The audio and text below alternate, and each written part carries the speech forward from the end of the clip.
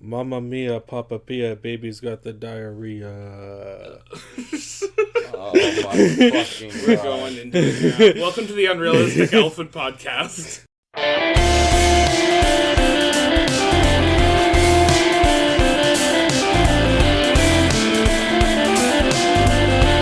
Kenny versus Spenny, like the first Oh, half loses.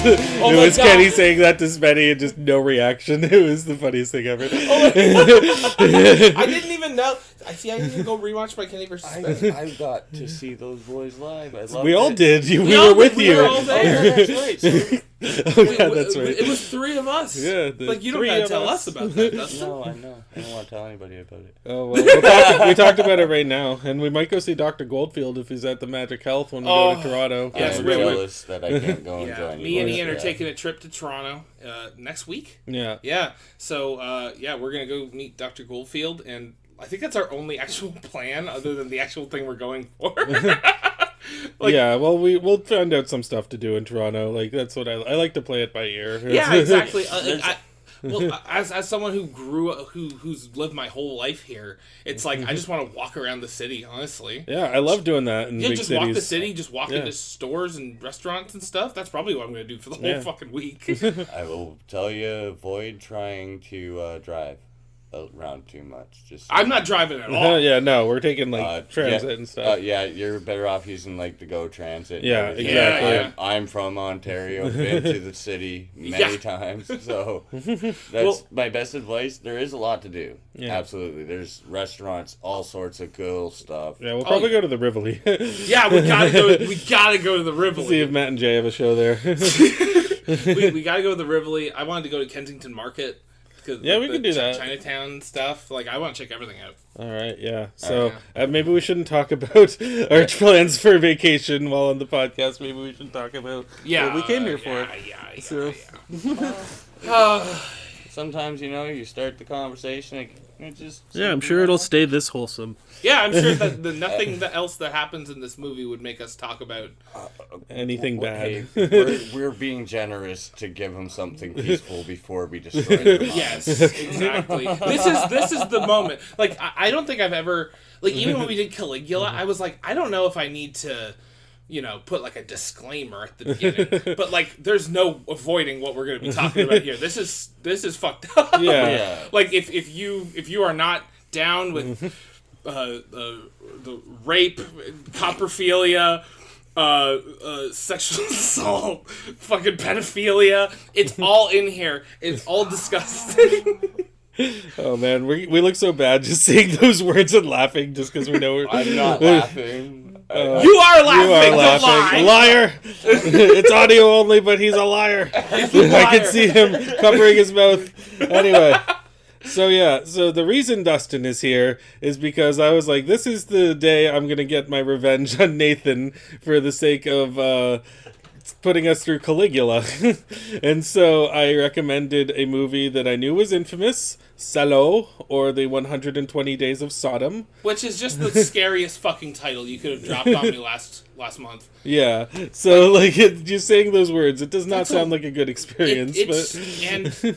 And so yeah, this was one of those movies I always heard about in discussions of like infamous movies, like Cannibal Holocaust or like the Human Centipede or like a lot of these or Serbian film even, like a lot of these movies that are like really meant to disturb people. Which like I think the only one of those movies I've actually seen is Cannibal Holocaust. Yeah, me too. Actually, I haven't seen Serbian film or Cannibal Holocaust. I remember fucking like it wasn't even good. I didn't even like it. No, it kind of sucked. That's what's bad about Cannibal Holocaust is it's fucked up and it's not even good. Like I didn't need to see someone cut a turtle up and then just have a shitty movie on top of that. So That is dead ass. Just yeah. Yeah, like legit. You killed a turtle and for what? For like a 3 out of 10. But I will say that like Cannibal Holocaust. I wouldn't even give him a 3.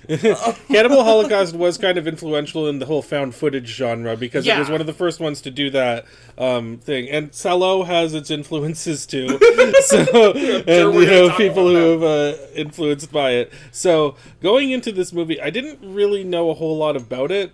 No, me either. Yeah. I'll say this. I watched it last night, Yeah. and I had no concept of what this was about or what it was going to be like going in. Yeah. I only had the title to go off. Yeah, and what about you, Dustin? Is that the same? Pretty much, Yeah. I was just riding the one-trick pony, basically, and, Fuck. Yeah, I had nothing else to do, and Ian asked me to be part Oh of my it. god, Yeah. there's got to be something better to do. Yeah, well, Well, we'll see about that. I won't lie, I really wish there was for something better. We gotta stop bringing him on the like torture episodes because like We gotta bring him on like one episode. Yeah. Oh no, I am announcing right now, my vengeance is coming. Oh shit. Yeah. Oh god. Okay, yeah, you know what? I think that he owes that. Okay. He's owed Yeah, that. okay. But yeah. So this movie, I'm trying to remember where I first heard about it. Have you heard the title before? In isolation, I Yeah. don't think I knew it was like a movie. I didn't know it was a book or something. Well, it is actually a book too. I'll get Yeah. into that. But at the same time, I also only knew it through possibility. I think it was a book. The same Yeah. thing. Yeah, and I'll get into that because the history of the book's pretty interesting. Okay. So yeah, so this was one of those movies. I think maybe I heard about it. It was probably on a YouTuber show. It might have been Helsing 920, Emma Prevost, who passed away a few years ago, unfortunately. But yeah, I remember this was one of the first movies he did for reaction and review, and yeah, he hated it. So I mean, like, it was, Yeah, and like, then I remember the Cinema Snob because every time we bring up a fucked up movie, of course, the Cinema Snob has also reviewed it. So course. he did a video on this, and I remember him. It was like, I think Brad Jones himself didn't like the movie, but the Cinema Snob character liked it, and so he started like watching it and started throwing up every time. Like, he was like, "This is so." It was like that South Park episode with Scrody McBoogerballs, where it's like, it's like this is brilliant. It's just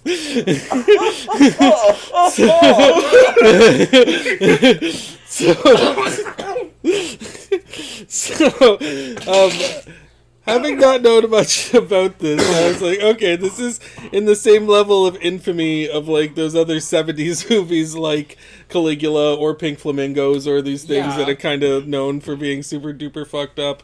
And I went into it knowing that about it, and I remember I knew that it was like an anthology, well, not an anthology thing, but it had different chapters, and one of them was called The Circle of Shit, and I knew that going into that there was probably going to have some, shit eating, and so I was prepared for that. You know what? I might have, because the version I watched was an English dubbed version. I don't know how you watched it. I watched the English subs. English subs. Okay, we Yeah, got okay. two perspectives here. I didn't even know there was an English dub. Yeah, no, I found the way I watch movies, sometimes subtitles don't work, so I just did English dub. Okay. But that means all of the subtitles were like all of the captions were in Italian, so I had to go look it up and find that out by myself. That the scene, that the chapter I'm currently watching is called "Circle of Shit." Yeah. And that was the dread that filled me was absolutely palpable. Yeah. What were you gonna say, Dustin? I got to experience the Italian version. Yeah. Oh, lovely. And what the funny thing is, though, is the Italian version is actually dubbed too, because they were doing this thing back in Italy at the time where they would they would make movies with no sound, and then they would dub in all the lines later. That's why you see like The Good, the Bad, and the Ugly and stuff like that. Like they're totally dubbed, but because this movie was so controversial, a lot of the actors did not want to come back to dub their lines. So there's a few of the actors that are actually not the same person who's like speaking. I'm not sure which actors those are, but I mean, and to that level, then they were redubbed in English. Yeah. Yeah. So yeah, I'm surprised there was people in English who were like, "Watch this movie," and we're like, "Yeah, sure, I'll play that guy." Yeah. Well, I'll get more into the actors and stuff in a minute. Actually, I actually only have one thing to say, which is that the Duke, the guy who played the Duke, is in Caligula. And so, what? Yeah, he was one of the people in Caligula. Okay, so remind me which one's the Duke, because this was... he was one of the four, like, the four. He was like the main one who was in it. It was the guy with the beard, Italian Gerard Butler. Kinda, yeah. I think. Wait, I kept calling him Italian Gerard Butler.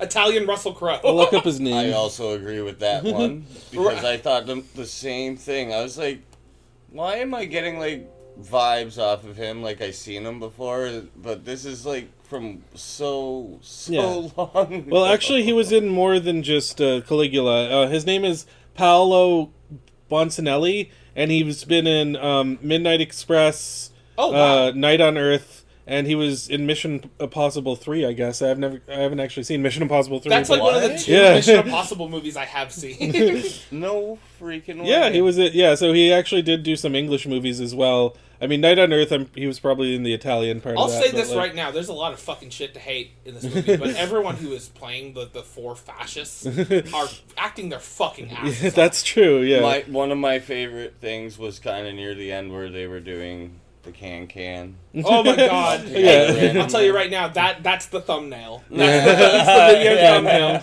thumbnail. Alright, so to give like a little bit of a plot description, this takes place in World War II Italy, which was occupied by Mussolini at the time, and it was under fascist regime, and it was about 4 of the wealthier members of that. One is a duke, one is a bishop, one is a president, and one is a judge. The president's the best one. I'll say this right now.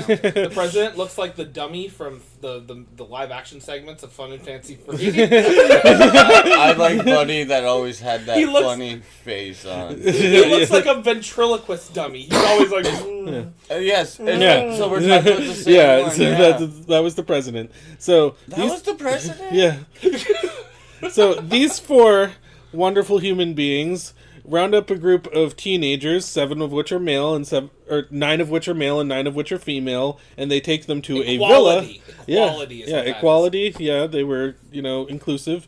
They take them to a villa and they subject them to 120 days of torture, which includes physical torture, mental torture, sexual torture, scatological torture, a lot of different types of torture. Wow. And so it's really, you know what? The Italians are very varied in their talents. Yeah, exactly. Yeah, Jack of all trades, you could call them. Yeah, then Dustin is Italian, and he can vouch for what? that. Okay, so you need to answer for that. You are the closest. In this room, you are the one who is closest and most. And also, Italians made Caligula and Cannibal Holocaust, so you got all of this is on you. So. Okay. Well, Mamma Mia! Mamma Mia, Papa Mia. First of all, one thing, yes, heritage is Italian. I was born in Canada, though, boys, so Italian Canadian. Yeah, exactly. So, like, I got nothing for that history for you, really. I got some-ish, but that's kind of a little off topic of what. Oh yeah, of course. Divert the blame, of course. Typical politician. That's what people do when you don't want to hear the things, All right, so I didn't fucking want to know what I learned either. Well, we're learning more about our heritage, and so Who's having a drink? that it would be Dustin. I am. Oh, you caught red-handed.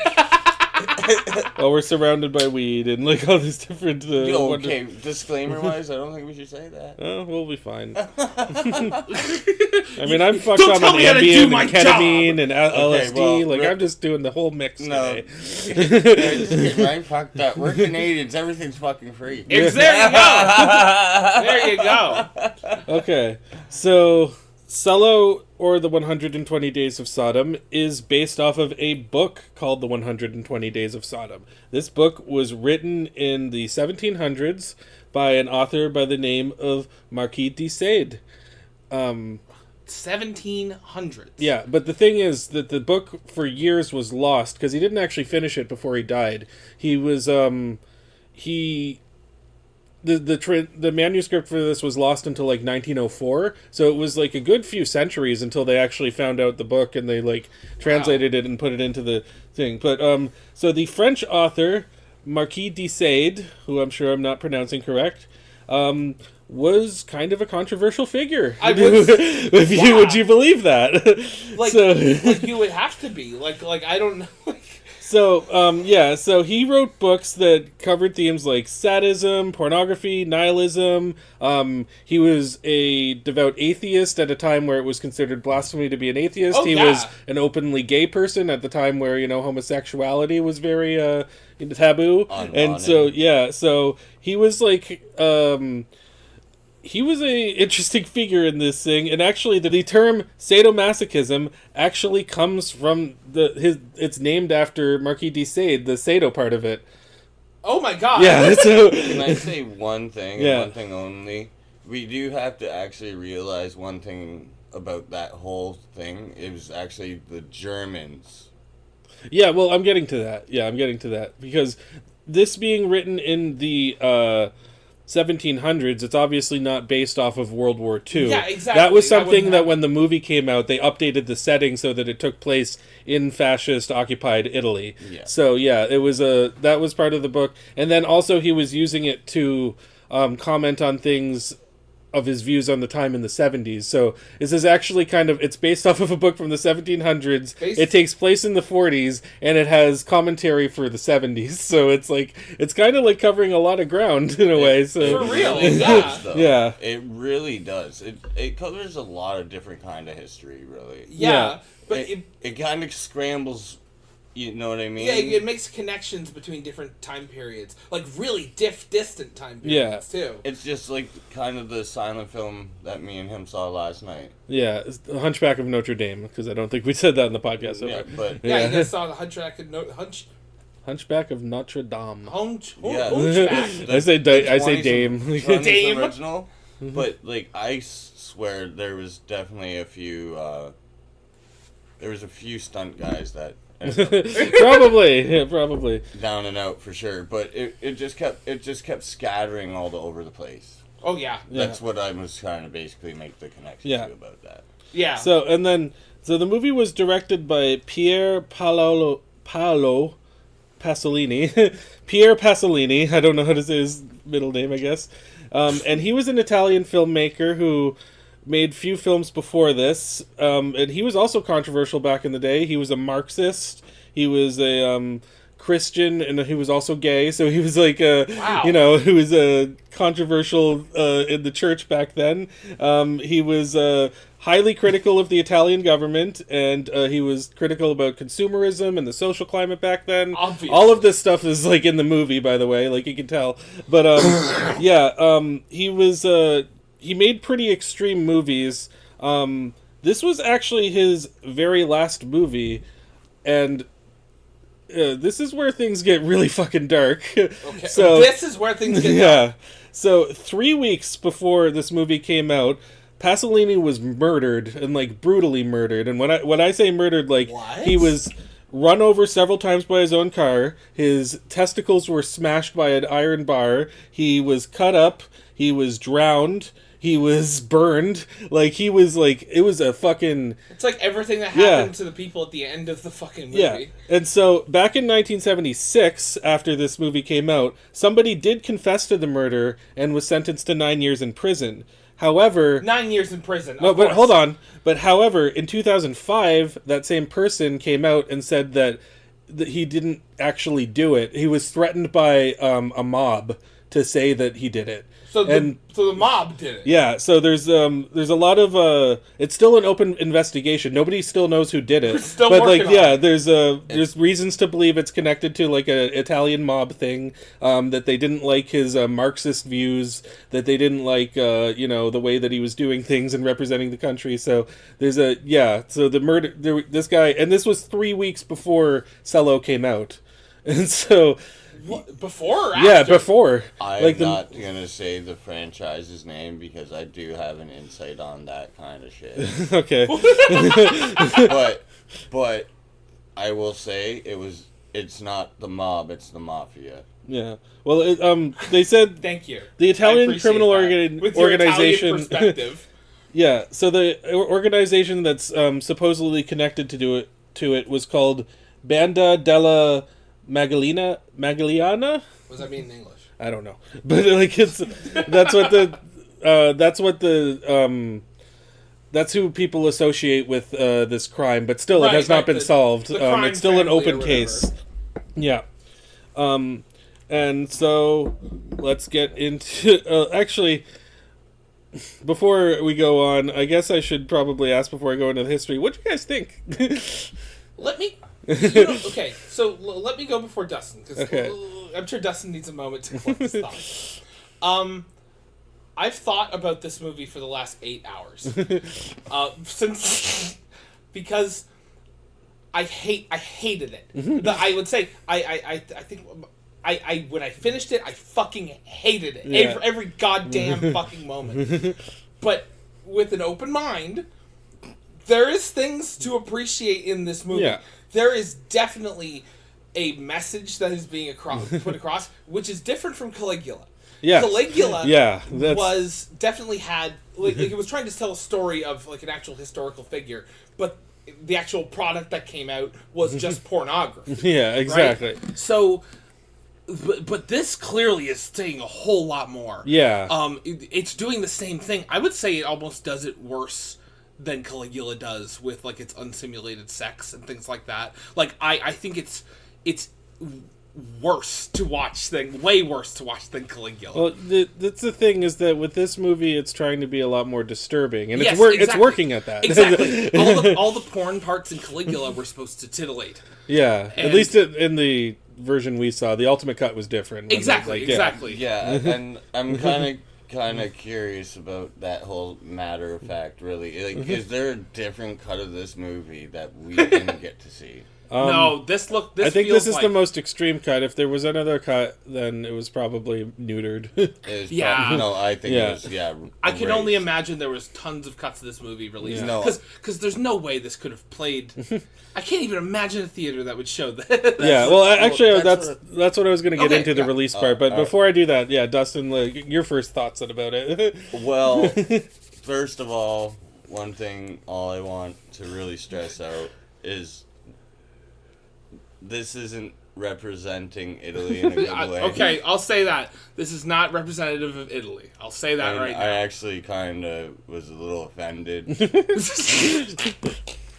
Took it personally. Just a little bit. I would be offended too if like an Irish movie came out. It was about the Irish government. And it was like Epstein origins. Like this is dead ass. This is like the Epstein. Yeah, that's the thing. When I was watching this, I was like, "There's so many parallels to nowadays," and like with the Epstein shit, like taking like a bunch of kids, putting them in an area, and then like having the upper elites like fuck with them, literally and figuratively. Yeah, like that's like here's the thing though, and this is even before we get into like what happens in the movie. Yeah. It's supposed to be over the top. Yeah. Like they are, like he is obviously exaggerating the evil and vileness of these people, but then real people come out and they're doing the. It's like how do you even process that information? Yeah. That like not only was this exaggerated vision of evil people, like closer to reality than we thought. Yeah. But these people are still going around and exactly. out there. And that's why I feel offended because it technically told a story basically of true history. It really did. It technically did because Germans did invade Italy. Yeah. And yes. And Germans did abuse. Yeah, exactly. It was, and that's where it and they introduced fascism to Italy. I think this is less criticizing Italians as it is criticizing fascism. Yeah, fascist because Italy. all of the kids were Italian exactly. too. No, I know, but that's what bugs me about it a little bit. Because it's the Germans' fault.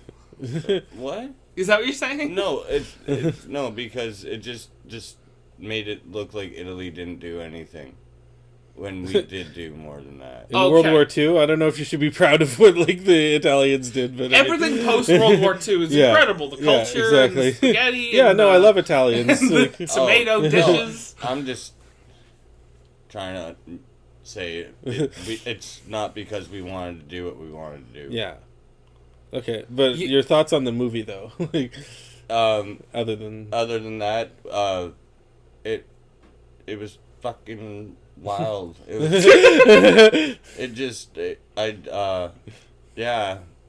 Everything I got to experience out of that, and because I know we're not really getting too descriptive yet about it. Yeah. Oh yeah. You know what I mean? So all I can say is that there are things about this movie that definitely made me go, okay, and then no. Yeah. Because I enjoyed, in a way, I enjoyed the process of the writer's Yeah. perspective almost. Yeah. But But I didn't enjoy everything about the movie, obviously. Yeah, that is absolutely fair.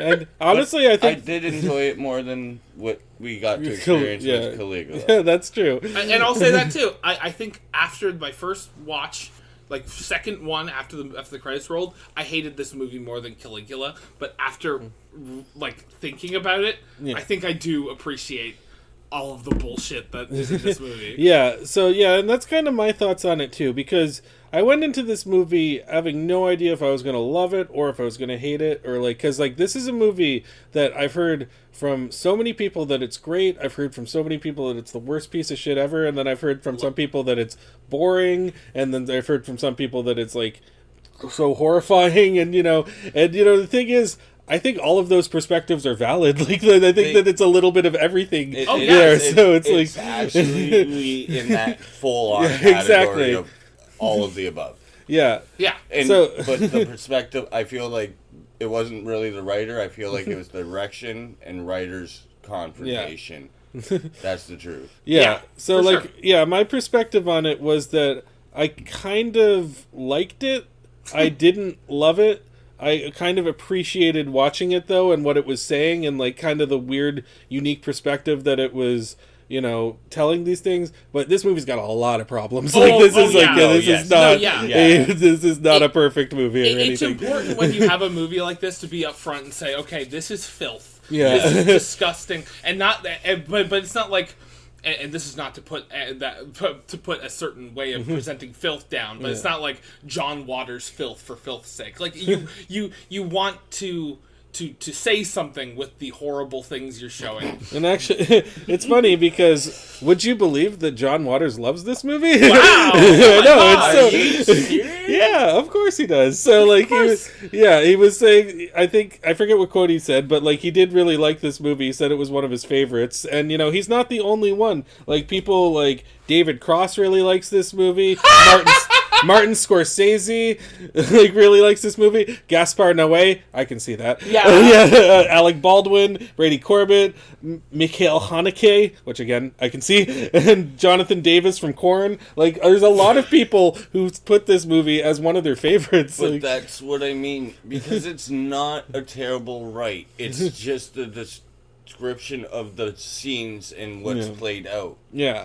Yeah, it's like the actual the writing, things you're watching are horrible. But the writing of it. Yeah, the overall writing of it is, amazing right. Yeah, like there's writer, a lot of... Yeah, the writer, I feel like it's dense, like a lot of the themes that goes into, like it's a lot. Yeah. Like when that guy pulled that girl into that bathroom and told her to pee on his face. Yeah. Oh my god. That was some like absolute cinema, as fucking Martin Scorsese would say. Martin Scorsese literally out here saying that. But see, that's what I mean. The scenes were nothing like what we went through with Caligula. Yeah. Way. Because there was a point to everything that they were doing. Yeah. And of course a lot of it's to disgust you. None of this is to... You want me to be honest? There's not as much sex in it as I thought there was going to be. There was a lot of nudity, but for not a whole lot of sex. For a movie called 120 Days of Sodom, there's not as much Sodom as you think. That's what I mean. And that's where I think the writer won, kind of. Because that's not what he wanted to portray. Yeah, no, he was definitely doing this. It's not what he wants. He wants to portray it. He doesn't want to portray it in a good light. Yeah, that's the thing that Bob Guccione was doing, is he was trying to get his Penthouse models to like fucking be in their like sex scenes and like promote Caligula that way, or promote themselves in Caligula that way. And that was not the case here. No, not at all. Yeah, this is clearly an auteur vision. Yeah, and you can tell like this wasn't the case like Caligula, where there was like 3 different forces pulling it in different directions until it became what it became. It was literally just 2 people, and it was the writer and the director. Well, it was the writer and director is the same person, so it was just one person. Oh, so he fucked his own vision? That's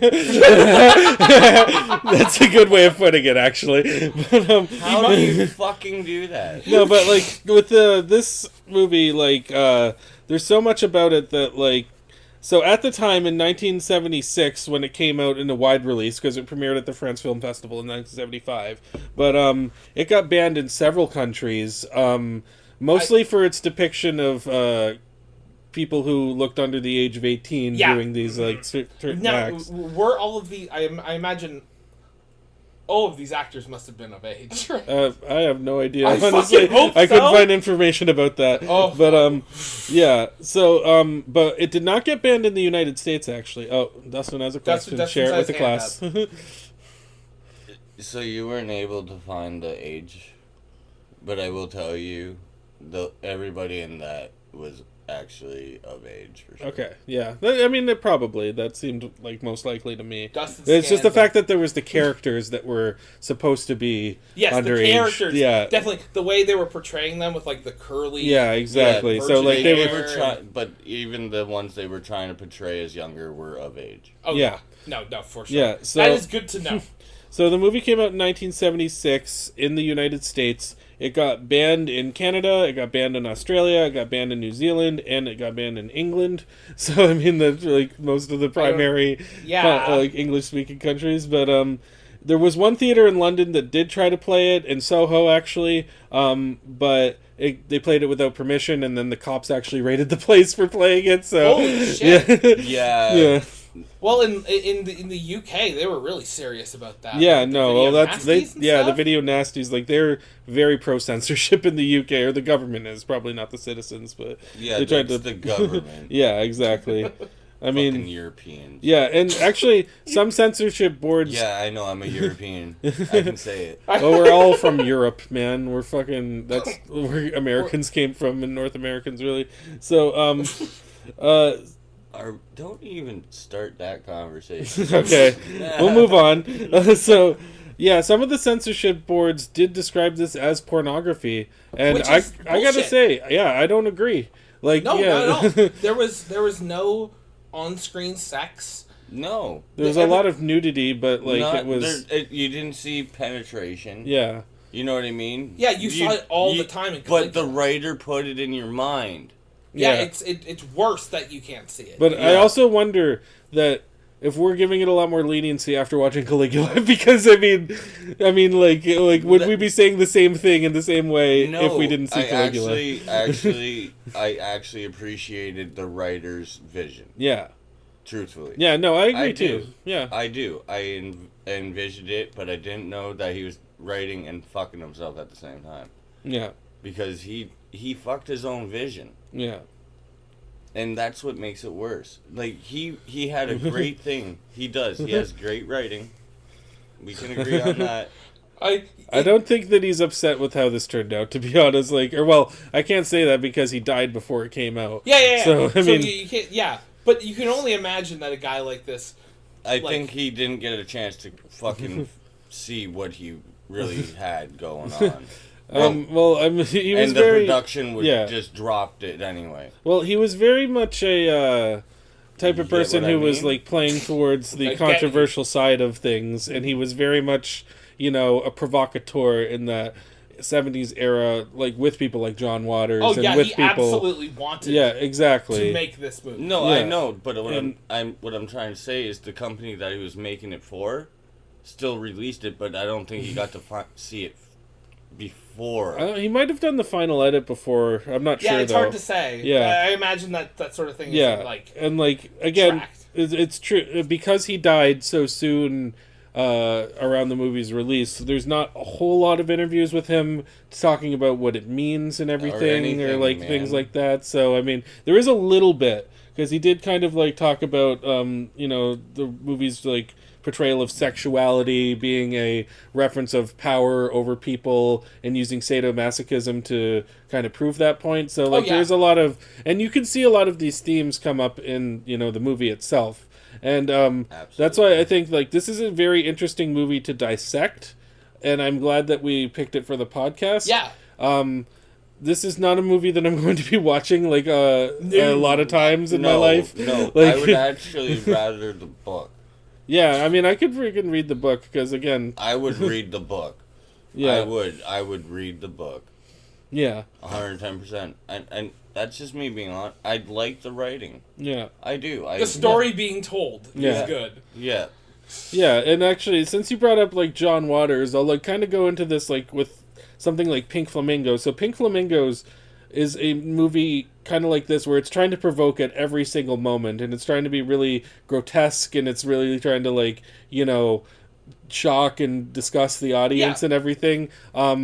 Pink Flamingos, that's its only real goal, other than to be funny, and that's okay. Like, because I honestly, it did work. Yeah, exactly. I enjoy watching Pink Flamingos for how fucked up and you know. I'd say that there's stuff in Pink Flamingos that's just as bad as this one. Yeah, exactly. There's like, I mean, you fuck a chicken with its head cut off, and you know, there's shit eating in that, and real shit eating, because like it was fake in this, but like in Pink Flamingos, But I'll say this right now. There was actual like. I'll say this right now. The shit eating in Pink Flamingos did not get me. The shit eating in this did get me. Yeah. Like there was a couple moments where I was like, ugh.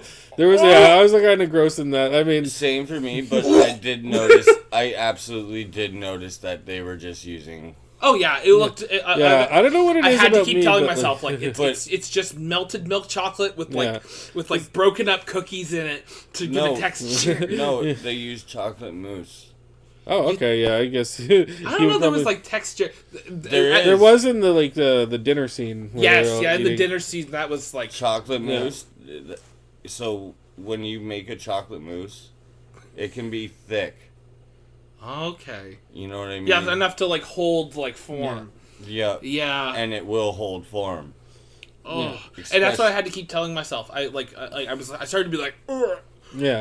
And I was like, it's just chocolate. That's the thing, though. It's like, if that scene went on in Pink Flamingos for much longer, I would like, fucking because because that's like the thing. It's just like, you know, the stuff in this movie, it's not real shit eating. I don't know what it is. Like, I can obviously point out when something's not real shit. I remember when 2 Girls, 1 Cup was a big thing, and I kept telling everybody I knew, it's just like, this is just ice cream. I mean, this is not real shit. Yeah. Lo and behold, years later came out, it was just ice cream.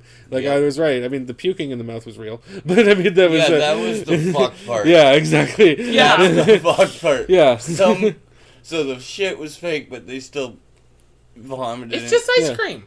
Yeah, I know that. But it's recently ice cream. So it was just in someone's stomach. And so when I'm comparing this to Pink Flamingos, my point is that like I actually was a little bit more disgusted by Pink Flamingos overall. And I was a little bit more shocked by it. And I think that if you're going into this for pure like shock value and stuff like that, if that's the reason you want to watch Salo, maybe watch Pink Flamingos, because I think that you'll get more out of that. Exactly. But like, this is like one where if you want to see that being used to make a salient point, then you can maybe watch Salo over Pink Flamingos, because like But that's basically it. But it does have kind of a little history in it, and that's why I do like the writing. Yeah. Exactly. Yeah. Yeah, I mean, Pink Flamingos, I like the writing more just because I like John Waters' sense of humor. But, I enjoy it more. But yeah, like, with Can we talk about that one time? We can totally talk about Pink Flamingos. I'd be happy to. I've seen it twice. Yeah, I think I've seen it 3 times now. I think it's 4 for me. Nice. One of these times we just need to watch Pink Flamingos. I watched it with somebody. I can't say the name. I'm not gonna put the name up. But I watched it with somebody that I didn't expect to watch it with. But we both didn't expect to enjoy the movie either. But we did for some stupid reason. Just because it's incredible, dude. It takes you all over the place, you know what I mean? Yeah. You're like, oh my god. But it is so funny. It's great. It's incredible. Like, you see the censorship behind the comedy. Like, you see where he's going with it. Exactly. Yeah, exactly. Compared to, unfortunately, Salo. Yeah. Yeah, well, with Salo, a lot of what they're doing is, like, they'll show long monologues of this person while piano is playing, which, by the way, the music in this movie was composed by Ennio Morricone. Beautiful piano What? playist. Yeah. Like the fuck? the greatest film composer of all time, in my opinion, composed Salo. No joke. Okay. So Is that not fucking wild? yeah, Like, it just goes to, like Mind blowing. It's just like yeah, but actually, the person playing the piano in those scenes was actually the person playing the piano. So it's like, even though he wrote the compositions, it was being interpreted by somebody else. Except for like the opening credits and stuff like that, because Yeah. that was like what was He diegetic. yeah, exactly. what he was able to produce, but he didn't want to be on screen. I don't blame him. Believe it or not, he didn't want to be on screen. But yeah, so Ennio Morricone, I can't even believe I'm saying that he produced the music for this movie, but he did, and he did a fantastic job. Oh, it's like, great. Yeah, like it's, untainted by what's happening in the movie. It's just a good score. yeah, Oh, and as the especially music was beautiful. yeah, and especially in the beginning, like when you're watching it, like through the opening credits, and you're just listening to the music, and it's so soothing, Yeah. and you know that things are gonna go off a fucking deep end real quick. And, Yeah. Yeah, but for me, I respect pianists. yeah, absolutely. Me too. No, I do.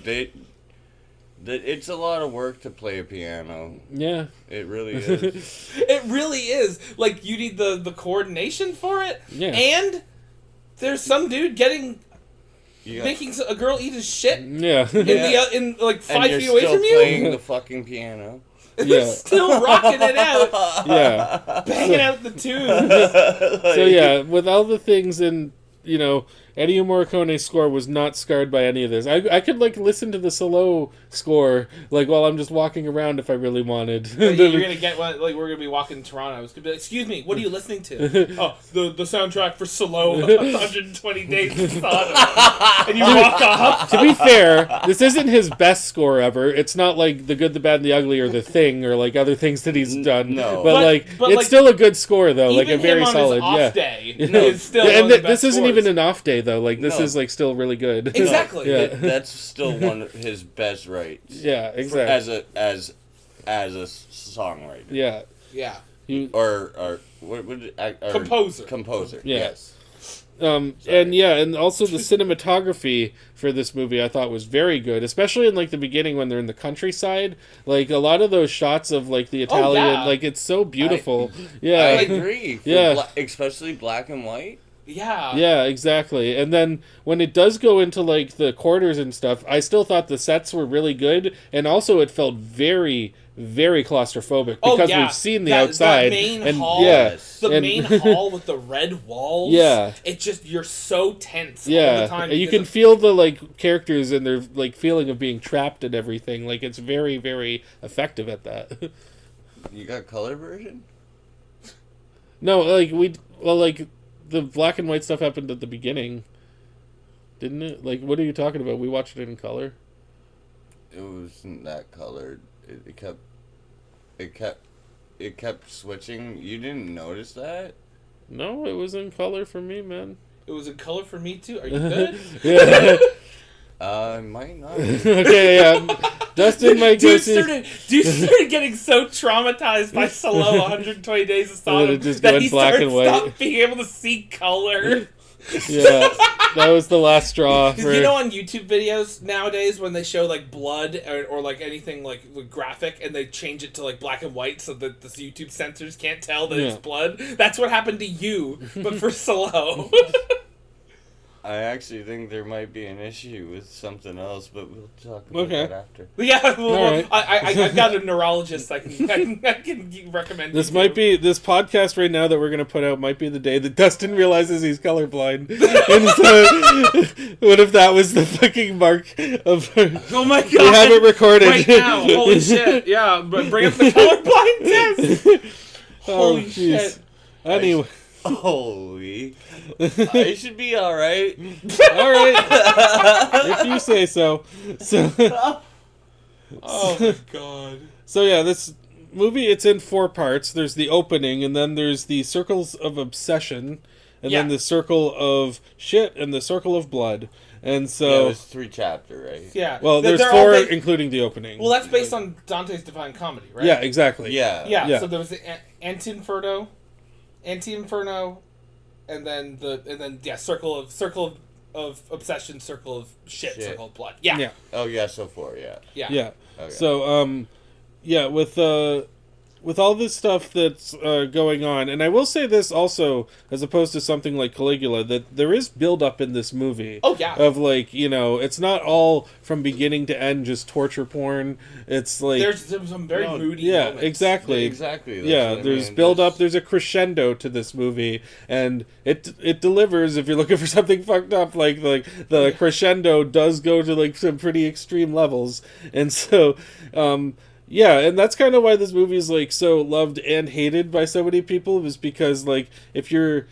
A lot of people who go into this and they expect something that's, like, you know, just fucked up, they're looking for, like, an exploitation movie or something like that, they find it boring. And then a lot of the people who go into this expecting, like, some profound art piece, they find it too revolting. So it's like the two opposite sides of the spectrum. This movie kind of plays against both of them by bringing them together and, you know, doing something pretty much nobody would like, which is kind of funny. I love that. And make a movie that nobody would like. Yeah. Make a movie nobody would like to the point where the mob tries to kill you. And does it, apparently. So. Mafia. The mafia. Yeah. Sorry. Yeah, I'm glad we have Italian representation here so we can make sure that we're saying the right stuff. Yeah. So and I just feel used at this point. Cultural difference. Hey, it works, right? Yeah. You can't give them shit. I'm here. Yeah. Exactly. So yeah. And actually, a lot of those parts in the first part of the movie where they are explaining the you know, what they're gonna do, and, you know, bringing them into the days of Sodom. Yeah, like, I thought that stuff was really good. Oh, and yeah. You know, and I thought a lot of the stuff was you know, really well done, even when they were in the thing and they were, like, showing, like, fucked up and disgusting stuff. Yeah, what's your favorite? One question. Vincenzo or whatever. You remember the last guy we saw that they took off, and the little boy basically said goodbye to him. He was an older fella. Right, yeah. Yeah. Whatever happened to him? I didn't really see him. That guy was... I was going to say, this is one of my favorite scenes. It's near the end, where it's during the Circle of Blood sequence, where, you know, he stops and talks to one of the men who was slated for death, and he rats on somebody to get them in trouble to save himself. So that was him? Well, hold on. And then he goes and finds them, Yeah. and they rat on someone to save themselves. And Yeah. I think there's one more person, and then he goes to them, and there's the guy who's having sex with the servant girl, the black girl. Yeah, the servant. And then they go to kill him, and he hits them with the fist of freedom. In like this like one triumphant moment in the whole movie, and then they shoot him down. That was that guy, I'm pretty sure. Right? Am I mixing something up? There's so many white European dudes in this. No, but is that who that was? Yes, that's what I'm saying. Yeah. It was so him. he was one of the trusted guards, basically. Yeah. But, you know, that's the whole movie is, like, you know, if you betray people for, like, you know, the like the higher ups, then, you know, you're looked on more. Yeah, well, I mean, no, if you betray them to the higher ups, then the higher ups look on you more favorably, and that did happen where there was kind of a classism between, like, some of them that were like totally naked because they took away all their clothes, and some of them were given handguns. Right. And yeah, you know, I there did was notice some people. That. Only some people were completely naked. Some people were. And clothed. that's how it worked back in, like, you know, fashion. Well, not the naked part, but, like, the way that the classism worked back in, like, fascist Germany and stuff like that. It's like if you would rat on your neighbor for being a Jew, you got, like, you got put onto, like, a higher pedestal by the Nazis. Yeah. Yeah. But here's incentive. the thing. All of the actual prisoners who ratted, Yeah. they still get fucking killed. Well, yeah, that's the kind of the point that they're making too. Yeah, is that it's at the like end you of the can't day, save yourself forever. Yeah, at the end of the day, it doesn't They're really killing you. Yeah, exactly. It doesn't really amount to a whole lot, which is, you know, kind of the point of fascism that they're bringing up. And then, like, yeah, that's what a lot of the violence is doing, or the classism stuff. And then when they get to the circle of shit part, where they're, like, you know, having, like, the dinner, and then some of them are on the floor, and some of them are in the at the tables with the other ones, that's because of that classism too. Oh, yeah. But at the end of the day, they're all eating shit. So it's exactly. They're literally all eating shit. It doesn't matter if you're sitting at the table or if you're eating from a bowl. Yeah, exactly. You're still eating shit. Yeah, and that was like a commentary on consumerism, which was a theme in the book, and it was a theme in, what this guy was like saying about the 70s of like how Italy at the time, he didn't like the way that the direction that the government was going. And and there's like so many different things about this that are made to represent certain parts of the war, certain parts of, just sexuality in general, like sadomasochism and all that stuff. And when you break it all down, it's very interesting to talk about. My problem is that I find the experience of the movie itself to be very repetitive. The way that it goes through a lot of this stuff, like the way, there is something to say about like being stuck in like this repetitive circle of torment, and making the audience feel like that too. But there's the point where it's just like, okay, I need more than this. Yeah, exactly. And that's why I understand why people said that this was like horrifying and at the same time said it was boring, because it was just like, there's both of those things are true. Like there are definitely parts of this movie that are horrifying and there are parts that are boring, and if you're not into like analyzing the deeper meaning of what it's all saying and everything, then you're probably not going to like it at all. But here's another thing: you get desensitized while watching the movie. Yeah, that's true too. So when you start watching this movie, you could be horrified, but I would say around minute 30 you are already desensitized to the worst that you're going to see. Yeah. Well, we were way, way, way already desensitized for what we were going into because of Caligula. Yeah, exactly. But even just like from someone who has never seen a movie like this. Yeah, but for me, I don't know. For me, I feel a little off different with the writing. Right. But for visual, I hate it. Visual, I'm gonna put like a black and white image of you with your quote. It says visual. I hate it. Do that like Incredibles meme with like the dark Mr. Incredible face. Like, I got a black eye too. It makes me even better. Yeah. Black and white. That's a whole other story we're not going to get into on this podcast. The way that I kind of saw, like, the visually... Like, I know what he means by visuals, like, what they were doing, but, I did think that, like, a lot of it was really well shot and choreographed. In fact, the way that they were doing, like, a lot of the scenes with the children, to me, they kind of felt like, toys in a dollhouse. That's how I would, like, put it. Like, it felt like they were being played with by their owners, which were these 4 fascist, like, higher-ups, and they were playing with the kids as if they were toys.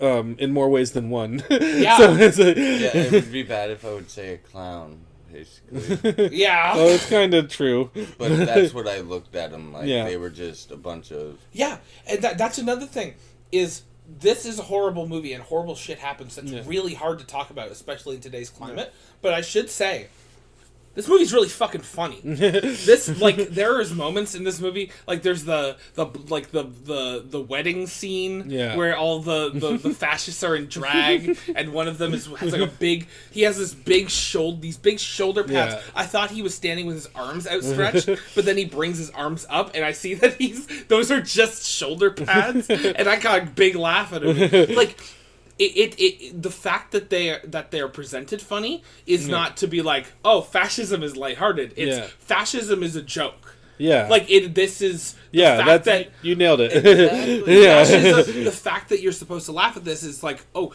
this is like, it's hilarious that you think that this is the greatest like race and people to live when you are, this is you. Exactly. And one last thing. Just it's a little off topic about it, but because it does have to do with the whole fascism kind of thing, and what ended up technically happening in history to Italy. But Italy was part of the reason why Canada and the United States ended up winning the war in the end. Okay, well, let's hear that. How? Because they stepped off.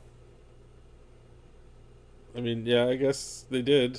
They did. Like Italy. Yeah, that's fair. They did. The fact that the inaction. Yeah, well, that's the thing. Out of all the Axis powers, Italy was kind of like, you know, I wouldn't say the worst in terms, like, they were more humane than the Japanese and the Germans, but they were also completely useless to actually helping the Axis out. And they were the most incompetent. Yeah, exactly. Mussolini did not know how to run his fucking country. That country at the time. Yeah, because was fucked. Yeah, because even but though the German people of the country.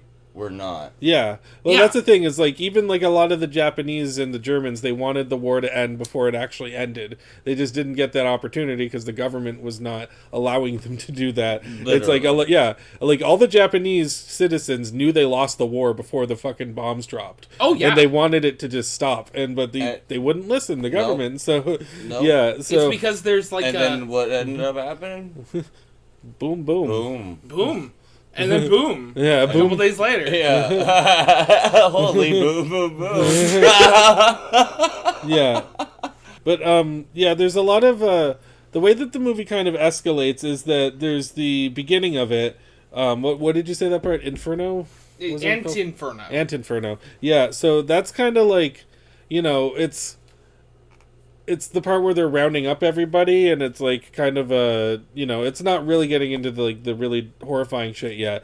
And then Circle of Obsession starts to do that, and then Circle of Shit is when it really like climaxes. Yeah. But and then the Circle of Blood is when it goes from being scatological to being, you know, just gory and stuff like that. And a lot of those scenes at the end actually did kind of disturb me, like scalping and like the eyes being gouged out. Like I will mention, so the way that the final scene is shot. So basically, it's really easy to summarize what happens because we haven't really done that yet. So basically, they bring all these people to this place. They torture them constantly for the entire fucking movie with pain and sexual violence and shit.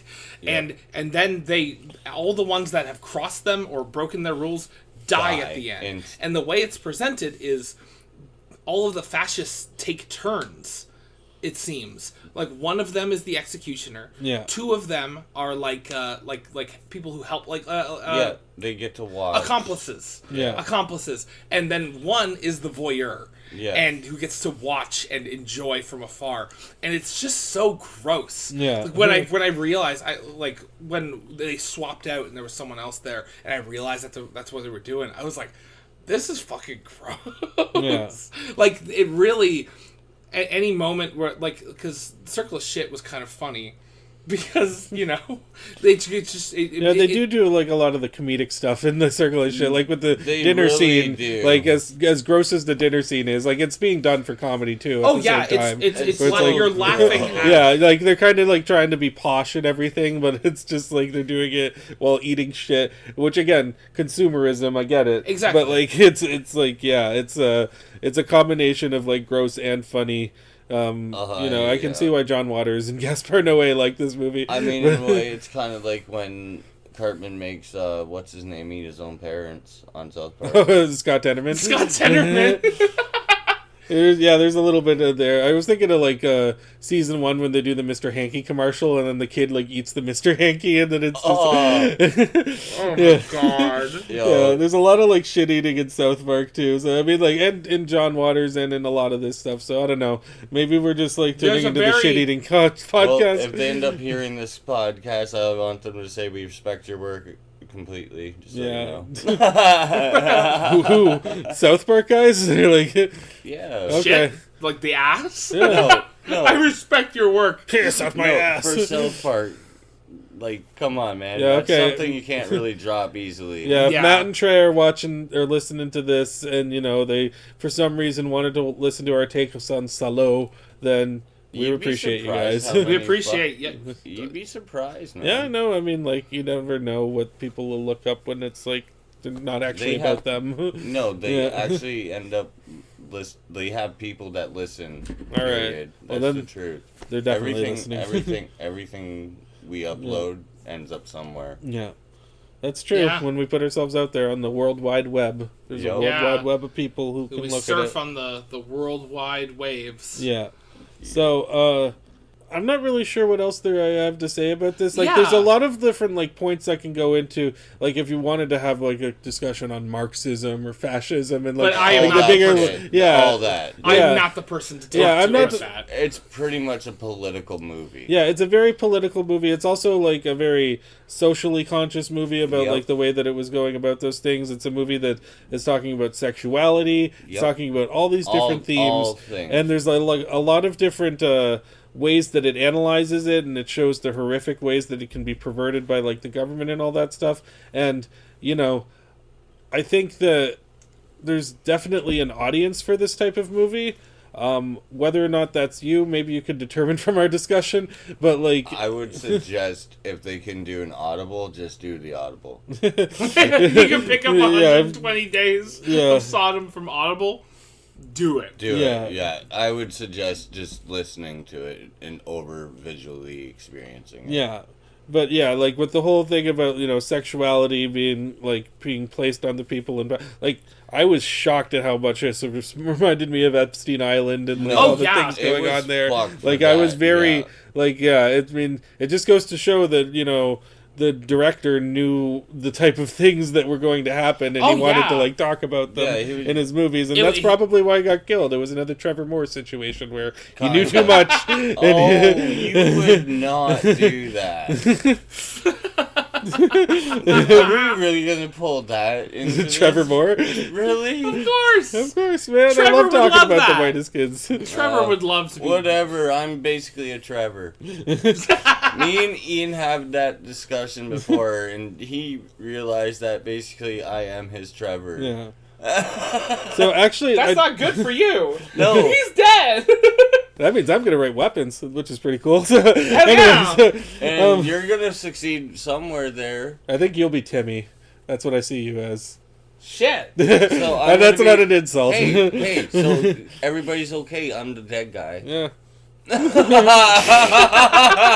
There we go. So actually, Supposed to be you. a few things that I guess about this movie too is that the director Pasolini said that he did not know how to end the movie, so he shot 4 different endings. Oh my god. Yeah, Yeah. but Is the that ending. what was one of those the can? Well, yeah, I'll get to that. So the first ending that he shot was a shot of a red flag with the words "love you" on it, and he just thought that was really unsatisfying, and it was kind of pompous, and so he's like, that doesn't really work. So he cut that. So the second one, all of the cast members, except for like the 4 main villains, they get into a gigantic dance number, but he thought that it was way too chaotic for that, and it was just like... So they ended up just shorting it kind of... Yeah, that's what they did, is that, like, they took the concept of what they had for the second ending, but, like, instead of making this big grand dance number, they kind of, like, toned it down to make it just the first... like just a few of the characters. The third one was which I understand for that perspective for sure. Yeah, and the third one, which this one wasn't discovered until years later, it's basically the 4 wealthy elites. They walk out of the compound, and then they start having like a discussion about the morality of the whole situation. It's like, okay, that would have been stupid. Like, so I can kind of see why how that all happened.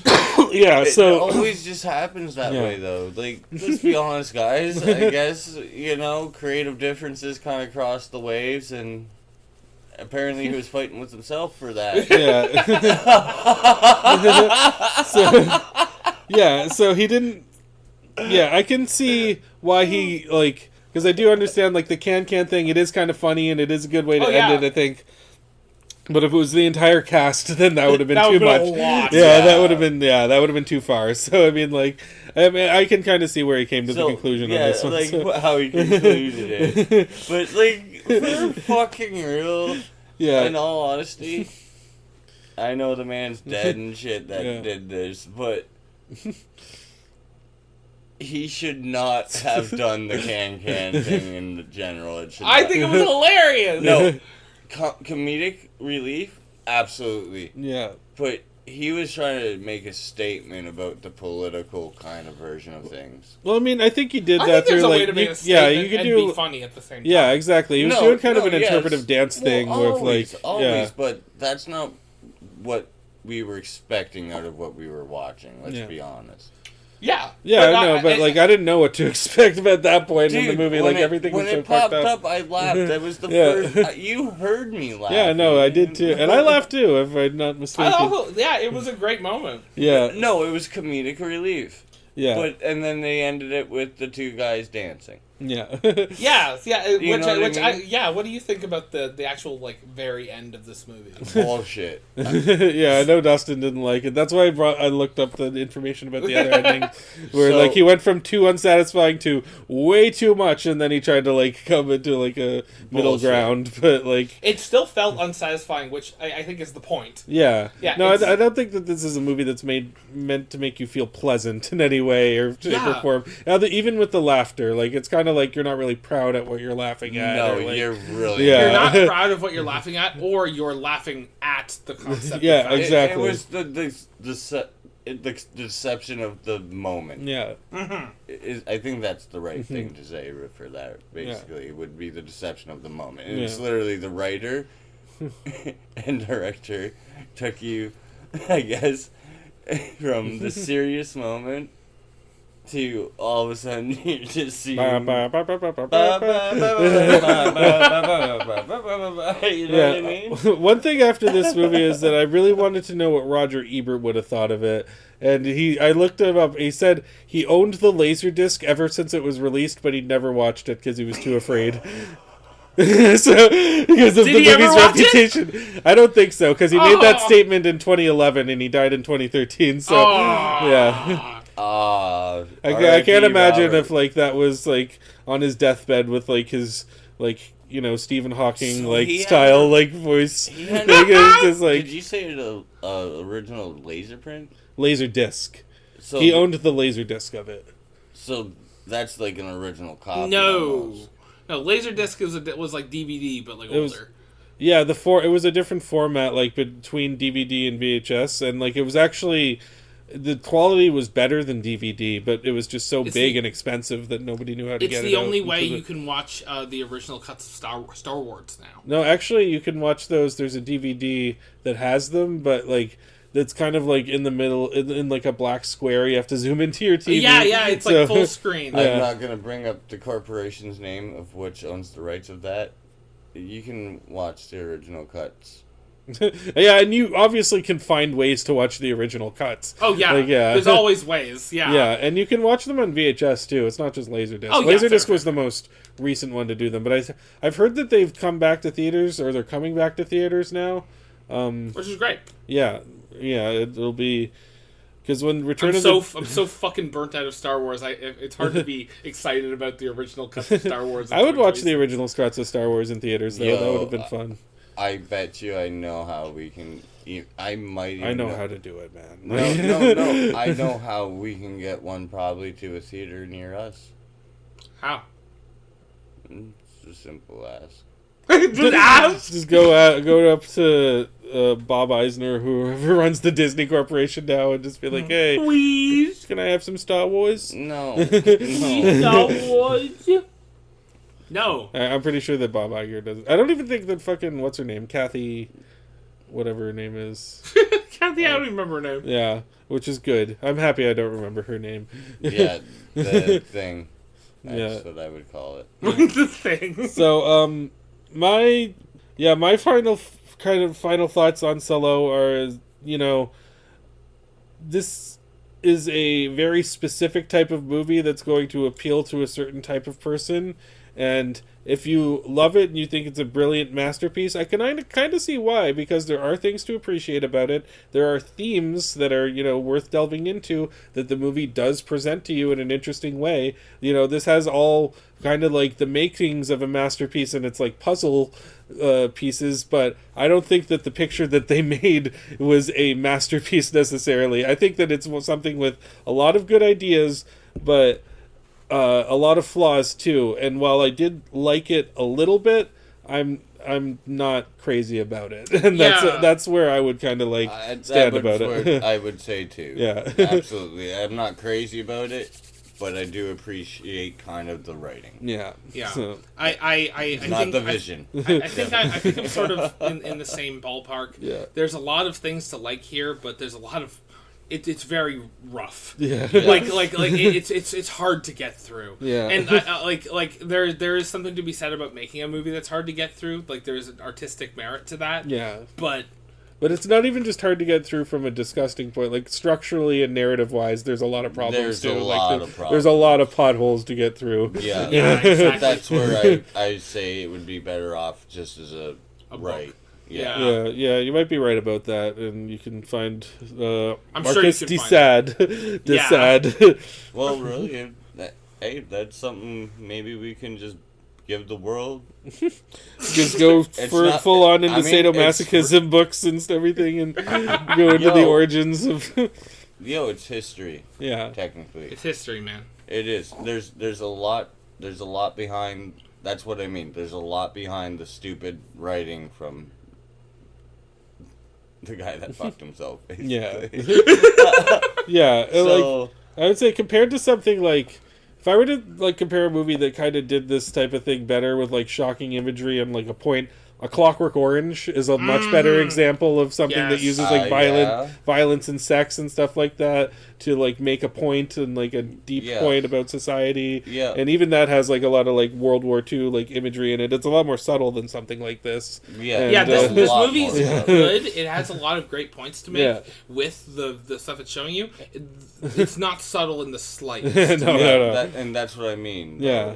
And that's why I would say, really, if anybody was able to actually just get to listen to it instead of actually watch it, I feel like they would creatively. Yeah, I am interested to find out what's in that book. I really am. So I probably will put that on my reader list at some point. But I'm gonna find the book too. Yeah, I honestly am. I'm because you guys keep making me more interested in doing this stuff. It's kind of driving me and the book for Clockwork Orange was good too. So I mean, maybe it does. Maybe we should just start doing books. Yeah. Okay. Our next recommendation is a book. I don't know. No, we're not doing books. I get to do my thing. We already said this before. Yeah. All right. So are we going to go into that now? Do you have a recommendation for us? Oh, wow. Oh, no. This is a mystery box for the moment. Oh, okay. So are we doing it next episode, or do you want to wait? We can do it next episode, or we can do it after X. Okay. Because I'm pretty sure you guys had some plans set up anyway for next episode. Well, I had something if you don't have anything, but... Yeah, we can do it, because, it's just going to be kind of a weird week for us since going to Toronto, or weird month. Yeah. So let's just do it, So when you come back... Yeah, we can do a a Jack in the Box type of thing eventually. But yeah, just to get us back into some normalcy after all this traveling and stuff. So and I promise, I'm actually gonna bring us into it. I'll give a little sneak peek. I'm actually not going vengeful. Okay. I'm actually giving you guys a creative difference. All right. I love it. Sounds great. So okay, so I guess that makes it your turn to recommend something. All right, yeah. And... So since we watched a movie that uses, I would say debatably a good movie that uses sex and sexuality to sort of show off like the worst of humanity, I thought that I would choose a movie that uses sexuality and is one of the worst things that humanity could ever make. Oh, come on. We already did Caligula, and we're going right back to this. No. Okay. Well, I'm choosing... I'm only going to say this quickly before you say it. I will do it. That's it. It's not... Listen, guys. It's not like that. It's not... You promise, Nathan. I promise. You promise. Listen, what you are going to see is not something explicit or horrifying to look at. It is just horrifying to watch because it's Showgirls. Okay. Oh, boy. Okay. Oh, boy. Famous cult piece of shit Showgirls. Oh, my. Are you serious? The beasts are yelling about it. Yeah, as soon as you mentioned Showgirls, the dogs go crazy. Even the dogs started going off. They don't even like the word. Boy. Hounds of Hell are calling at our doors. I've never seen Showgirls, actually. I haven't either, but I mean, it's one of those things with like I know the reputation of it. And my God, I kind of have a little background. As somebody who grew up in and was on the internet in the early 2000s with unrestricted Google access, I'm very familiar with certain scenes from Showgirls. I mean, the cameras, and I'm glad that you're recommending all this stuff. That like, Showgirls is one of those movies where it's like I've been kind of afraid to watch it, like Salo, like Caligula, like Serbian film, which maybe we'll get to another time. Oh, but like, Jesus, we need a break. Yeah, I'm gonna recommend something a little bit more wholesome after all this stuff. I guess that's where I'm kind of giving us a break. So when you guys come back after next episode, before you guys leave, because I am apparently now coming back for the next one. Of course. Yeah. Apparently. Yeah, well, that's a good conversation, and I actually would appreciate to be part of that. Yeah, okay, absolutely. Then we'll get Awesome. you on for Showgirls as well. Yeah, awesome. Showgirls. Oh, that's what I feel like. I'm like a showgirl. I'm just like a showgirl. Yo, because We should dress up for the podcast. It's an audio-only podcast, so it wouldn't even like show up on screen. It would just be like we dress up and then... let's do And it then we anyway. just describe what we're wearing. Like, Yeah. I'm wearing a corset. What do you mean? We just take the picture and then insert it like we did the one Then when time Rocky I did Horror the comes back around. scratcher, remember? Right, yeah. Yeah, we'll just get... When Rocky Horror comes around, we'll have something for that, too. Oh It's my. just- Yo, but... I think I might know a legendary thing that we can talk about for sure now. Okay. Then hold on to it. Hold Yeah. on to it. All right. Well, so if you do not want to be spoiled for Showgirls, you can go Seek find help. it somewhere, and I don't know where. Yeah, you're Just not. do it yourself. do it yourself. Don't get us involved. Yeah, if Yeah. you're stupid enough to go looking for it, then be smart enough to find it on your own. It was on the Criterion collection for a little while, I know. Okay, well then you just gave it away. All right, so Oh. maybe That's for it's free. not in there. Whatever. All Shit, right. I don't think it's there anymore. All right. Well, We gotta go. We gotta go. oh God, this is what this podcast has turned into. Oh. Well, I think Started with Caligula, and then it just like I tried recommending Winnie the Pooh to get us back, and then I'm like, okay, I gotta recommend Salo now. and you had to bring me back too for that. So thanks, Ian. Yeah, you're welcome. You're good and welcome. So, all right, so yeah, thank you so much for listening. Yo, it's the Three Musketeers basically at Yeah. this point. Yeah, I three guess of so. us. There's three of us.